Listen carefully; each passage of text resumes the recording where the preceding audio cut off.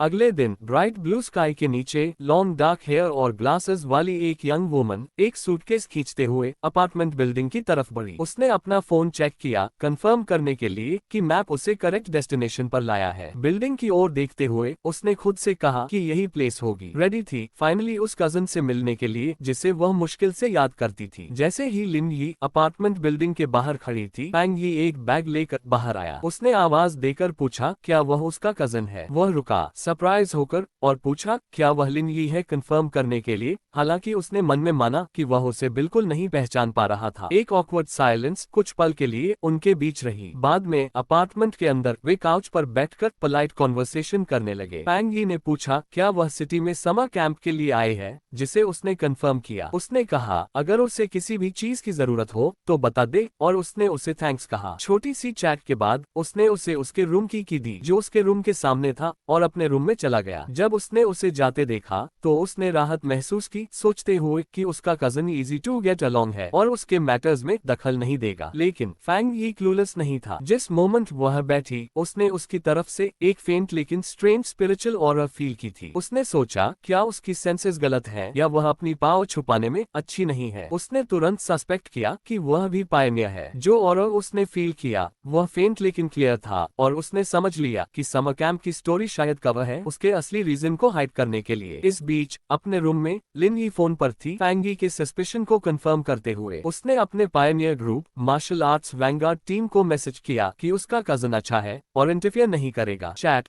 Recent events पर चली गई। मेंबर्स पावरफुल पायनियर के बारे में बात कर रहे थे जो लावा रिवर में था। लिन यी ने अपनी टीम को वार्न किया कि केयरफुल रहें क्योंकि कई पावरफुल लोग अभी भी हाइड हैं। सिग्नल का वेट करने पर एग्री करने के बाद उसने लॉग ऑफ किया। उसने डिसाइड किया कि अभी कोई कल्टिवेशन न करे, वरीड कि उसका कजन उसका सीक्रेट जान सकता है। 3 डेज पास हो गए। फैंग यी को जल्दी ही पता चला कि कजन के साथ रहना उसकी कल्टिवेशन को डिफिकल्ट बना रहा है। उसकी मेडिटेशन किसी भी टाइम डिस्टर्ब हो सकती थी, जैसे जब वह बाथरूम से सिर्फ टॉवल में बाहर आती थी। उसे वरी थी कि उसकी ब्रीदिंग टेक्निक से निकलने वाली ब्राइट गोल्डन ऑरा बहुत ऑब्वियस है और हाइड करना इम्पॉसिबल होगा। लेकिन सबसे मुश्किल था उसकी एक्सट्रीम काइंडनेस। एक इवनिंग उसने प्राउडली उसे डिलिशियस लुकिंग डिनर दिया जो उसने बनाया था। उसने इंसिस्ट किया कि वह डिशेस करेगा, लेकिन उसने रिफ्यूज कर दिया, कहते हुए कि यह तो लीस्ट शी कुड डू है। उसे उसकी परफेक्ट पोलाइटनेस और एक्सट्रीम क्लेनलीनेस ऑलमोस्ट स्ट्रेंज लगी। परेशानी के बावजूद फैंग यी ने डिसाइड किया कि वह इसे चलने देगा। उसने सोचा अगर वह उसे ज्यादा हेल्पफुल बनने दे तो शायद वह अपना गार्ड डाउन कर दे। वह जानता था यही तरीका है जिससे वह पता लगा सकता था कि वह सच में क्या कर रही है। उनका क्वाइट डिनर उस समय इंटरप्ट हुआ जब टेबल पर उसका फोन वाइब्रेट हुआ। दोनों कजन्स ने मैसेज की तरफ देखा। उनके एक्सप्रेशन एक पल के लिए सरप्राइज हो गए। फैंग यी ने मौका लिया, एक्सक्यूज करते हुए कहा कि वह अपने रूम में जा रहा है जबकि वह चैट करे। उसकी कजन सिर्फ क्वाइटली रिप्लाई कर पाई जब वह चला गया। अकेले रहकर उसने कुछ देर सोचा, फिर फोन की तरफ देखा। बेड पर बैठकर उसने कॉल ली। उसका एक्सप्रेशन सीरियस हो गया। उसने मिल रही इंफॉर्मेशन दोहराए, कंफर्म करते हुए कि great change of heaven and earth अगले दिन 3 बजे आफ्टरनून में होगा, और उसने प्रॉमिस किया कि वह वहां होगी। फैंग यी ने आसानी से अपनी कजन की फोन कॉन्वर्सेशन ओवरहियर की। उसने अग्री किया कि यांग हो टाउन के एंट्रांस पर मिलेगी। वह नाम उसे इंटरनेट फेमस टाउन के तौर पर पता था जो सबर्ब्स में था, लगभग 1 घंटे की ड्राइव पर। सस्पेशन कंफर्म होने पर उसने उसे वॉल के पार से वॉच किया, उसकी अपनी स्पिरिचुअल एनर्जी फ्लेयर करते हुए। अब वह शो था कि उसकी कजन भी पायनियर है। उसे कॉन्फिडेंस था कि उसकी करंट स्ट्रेंथ में वह उसे स्पाई करते फील नहीं कर पाएगी। वह उसकी पावर से इम्प्रेस्ड था। वह अभी मिडिल स्कूल स्टूडेंट ही थी, लेकिन already 2 star ghost x realm तक पहुंच चुकी थी और एक और ब्रेक थ्रू के करीब थी। उसने सोचा शायद उसका हाई नेचुरल टैलेंट ही उसकी थोड़ी स्ट्रेंज पर्सनालिटी का रीजन है। अब वह समझ गया उसका असली पर्पस सिटी में क्या है। समर कैंप सिर्फ एक्सक्यूज था। उसने great change of heaven and earth के बारे में सुना था और वह उसके सेंटर में होने आई थी। वह जानता था हर एक ग्रेट चेंज एक मौका होता है नई टेक्निक पाने का जिससे उसकी स्ट्रेंथ बढ़े। उसने सोचा इस बार किस तरह की पावर आएगी। अंत में उसे फर्क नहीं पड़ा। डिटर्मिन्ड लुक के साथ उसने डिसाइड किया जो भी पावर आएगी वह उसे खुद के लिए लेगा। अपने रूम में उसकी कजन अचानक रुकी, एक स्ट्रेंज सेंसेशन फील करते हुए। उसने चारों तरफ देखा, सोचते हुए कि क्या ये सिर्फ इमेजिनेशन है या कोई उसे वॉच कर रहा था। बाहर सिर्फ मूनलिट माउंटेन्स देख उसने उस फीलिंग को नजरअंदाज किया और अपनी तैयारी जारी रखी। अगले दिन यांगहो टाउन एक्टिविटी से भरा हुआ था, पीछे माउंटेन्स के साथ। टाउन के एंट्रांस पर लिन ये अपनी पायनियर ग्रुप की एक फ्रेंड से मिली। फ्रेंड ने प्लेफुल टीजिंग करते हुए उसके कजन के बारे में पूछा कि क्या वह हैंडसम है। ये ने रिप्लाई किया कि वह अच्छा इंसान है लेकिन सिर्फ ऑर्डिनरी लुकिंग गाय है। फ्रेंड ने डिसअपॉइंटमेंट में साइ किया। तभी उनकी ग्रुप की एक और वुमन आई, रेड हेयर और पर्पल ड्रेस में। उसने पहली फ्रेंड को याद दिलाया कि ये खुद हमेशा कहती है कि वह सिर्फ ऑर्डिनरी पर्सन है। टीम के बाकी मेंबर्स के आ जाने पर रेडहेड ने अनाउंस किया कि अब काम शुरू करने का समय है। एक मेल मेंबर ने पूछा कि क्या एक खास शी नहीं आ रही। रेडहेड ने कंफर्म किया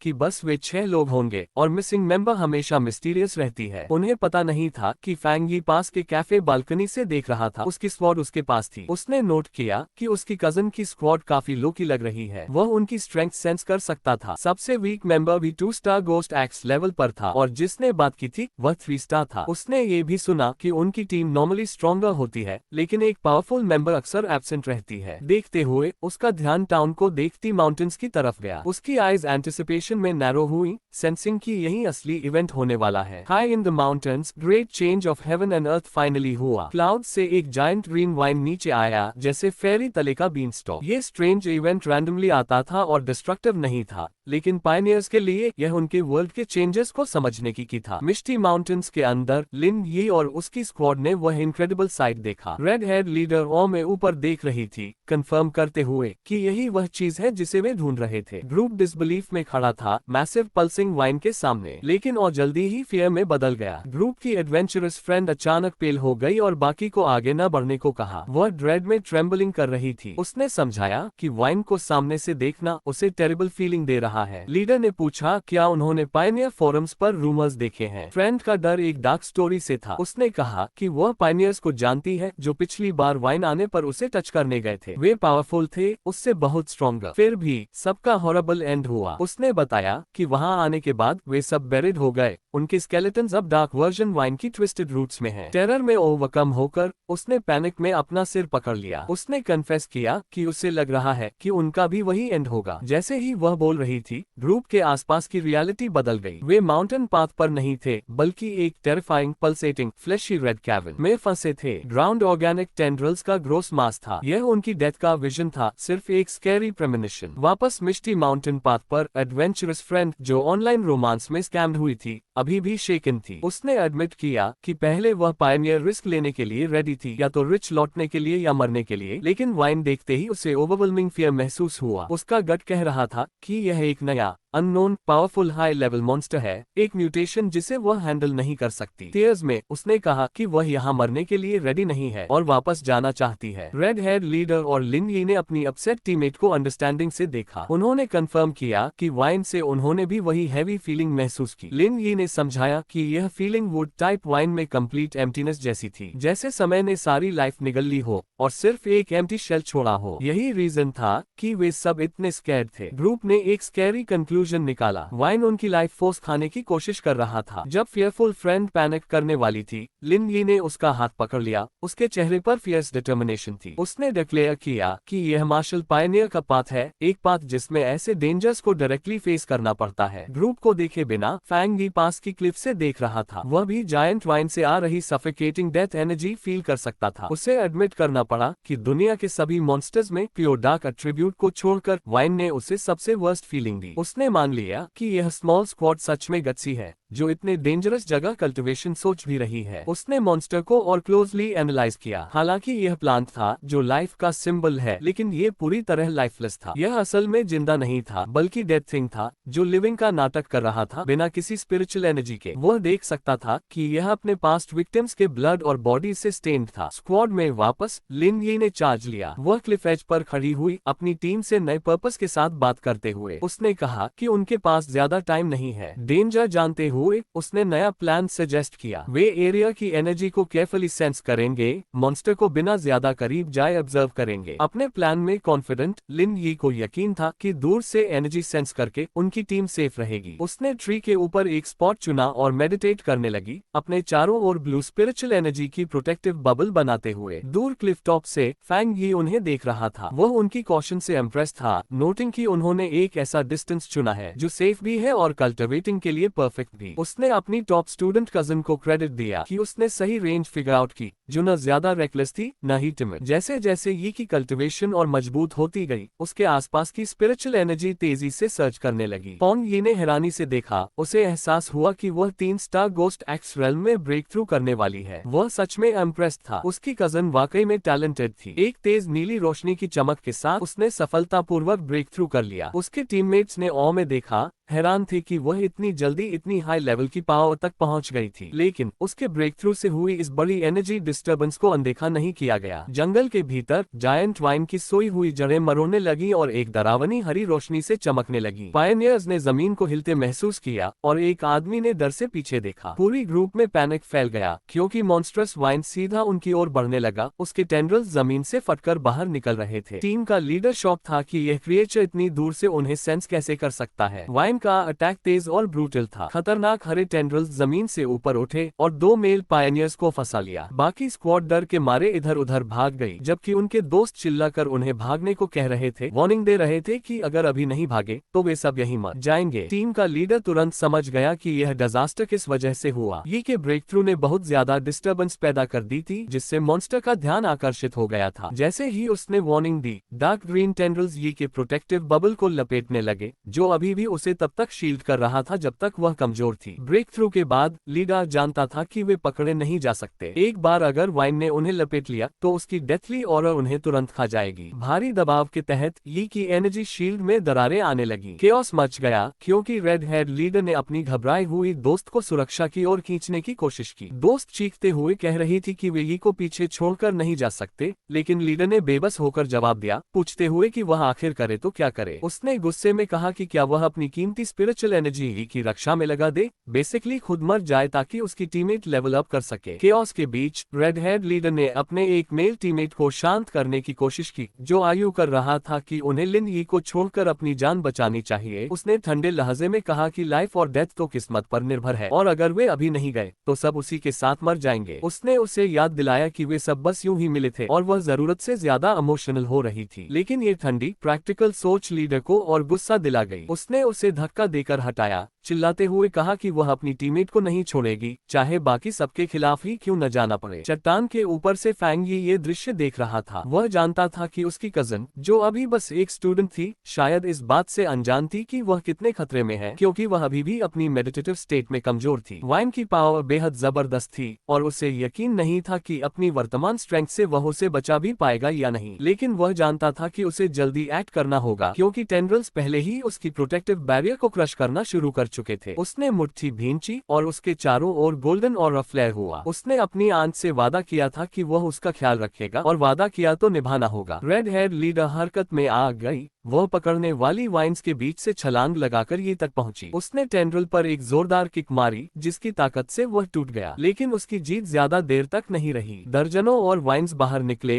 उसे लपेटकर पूरी तरह ट्रैप कर लिया। जैसे ही वाइन्स उसे क्रश करने वाली थी, ये की प्रोटेक्टिव शील्ड आखिरकार टूट गई। लेकिन मॉन्स्ट्रस प्लांट के अपने नए शिकार को पकड़ने से पहले फॉन ये आगे बढ़ा। हवा में छलांग लगाते हुए उसने अपनी तलवार से चमकदार गोल्डन एनर्जी के 2 आर्क्स छोड़े। ये का बाकी स्क्वाड बस हॉरर में देखता रह गया, उसका नाम चिल्लाते हुए, क्योंकि उन्होंने उसकी शील्ड टूटते देखी। आसमान से एक विशाल आग जैसे जलते हुए फीनिक्स आकार का ब्लास्ट ऑफ एनर्जी नीचे गिरा और वाइन के ढेर पर धमाके के साथ गिरा। फैंग यी साफ किए हुए इलाके में खूबसूरती से उतरा। उसके खड़े होने की जगह से एक छोटा गोल्डन फ्लेम का स्तंभ उठ रहा था, जिसने उसकी कजन और उसकी बहादुर लीडर दोनों को समय रहते बचा लिया। जब फैंग यी सुनहरी रोशनी के उजाले में तैर रहा था, तो सिर्फ उसकी मौजूदगी ही डेथली वाइन को दबाने के लिए काफी थी। पायनियर स्क्वाड के बचे हुए लोग लोग स्टन साइलेंस में देख रहे थे, क्योंकि मॉन्स्ट्रस प्लांट, जो अभी कुछ ही पल पहले उन्हें मारने वाला था, अपना हमला रोक चुका था और भारी यांग एनर्जी के आगे पीछे हट रहा था। टेंड्रल्स तेज रोशनी से पीछे हटने लगे, फुफकारते हुए और पिघलते हुए रिट्रीट करने लगे। जैसे ही फॉन्गी नीचे आया, उसके चारों ओर रेडियंट ग्लो था। पायनियर्स बस अपनी आंखें ढक सकते थे, तेज रोशनी से कुछ भी साफ देख नहीं पा रहे थे। प्रैक्टिकल मेल पायनियर, जिसने यी को छोड़ने की सलाह दी थी, पूरी तरह शॉक में था। सवाल कर रहा था कि क्या ये न्यूकमर भी कोई पायनियर है। रेड हेयर लीडर उतनी ही हैरान, इस पावर को पहचान गई। ये यांग एट्रीब्यूट का सबसे शुद्ध रूप था। वह जानती थी कि सिर्फ इतना हाई टियर पावर ही इतने ताकतवर लाइफ ड्रेनिंग मॉन्स्टर को पीछे धकेल सकता है। मेल पायनियर का कॉन्फिडेंस टूट गया। वह हमेशा सोचता था कि वह बेहद टैलेंटेड है, जिसने बहुत कम समय में 3 स्टार गोस्ट एक्स रेल्म हासिल किया है। ये कारनामा देश में बहुत कम लोग कर सकते थे। वह जानता था कि यहाँ तक कि टैलेंटेड लिन यी की स्किल भी मुश्किल से उसकी बराबरी कर पाती थी। और फिर भी ये रहस्यमयी अजनबी पूरी तरह अलग स्तर पर था। उसने अपने हाथों को देखा, फिर चट्टान पर खड़े उस चमकते हुए शख्स को, और खुद को पूरी तरह नगण्य महसूस किया। अगर ऐसे पायनियर्स मौजूद हैं, तो वे आखिर हैं क्या? न्यूकमर ने उसे ही नहीं हराया, उसने उन सबको अपनी प्योर ओवरवेलमिंग पावर से हरा दिया था। जब फैंगी अपनी गोल्डन लाइट में नहाया खड़ा था, उसका सिस्टम एक्टिवेट हो गया। उसने डेथली वाइन से एक्सट्रीम वुड एट्रीब्यूट डिटेक्ट कर लिया था और ऑटो राइटिंग प्रोसेस शुरू हो गया। जल्दी ही एक नई टेक्निक पूरी हो गई। सिस्टम विंडो ने उसकी नई एबिलिटी के डिटेल्स दिखाए। एंडलेस वाइटैलिटी, एक टेक्निक जो आसपास की सारी लाइफ फोर्स को तुरंत अब्सॉर्ब करके चोटों को जल्दी हील कर सकती थी। जैसे ही वाइन की पावर उसके अंदर आई, वह हरी लाइफ गिविंग एनर्जी की लहर में गिर गया। वह इस अविश्वसनीय वुड एट्रीब्यूट टेक्निक से हैरान था, जो उसे अभी अभी मिली थी। उसे एहसास हुआ कि जब तक आसपास लाइफ मौजूद है, अब उसके पास बेसिकली एक non stop energy absorbing engine है। तो दोस्तों, इस वीडियो का धमाकेदार अंत यही होता है और आपको स्वतंत्रता दिवस की ढेरों शुभकामनाएं। आओ मिलकर तिरंगे की शान बढ़ाएं और आजादी का जश्न पूरे जोश से मनाएं। और एक बात और, जल्दी से चैनल को सब्सक्राइब करो, अभी के अभी। Tata, bye bye.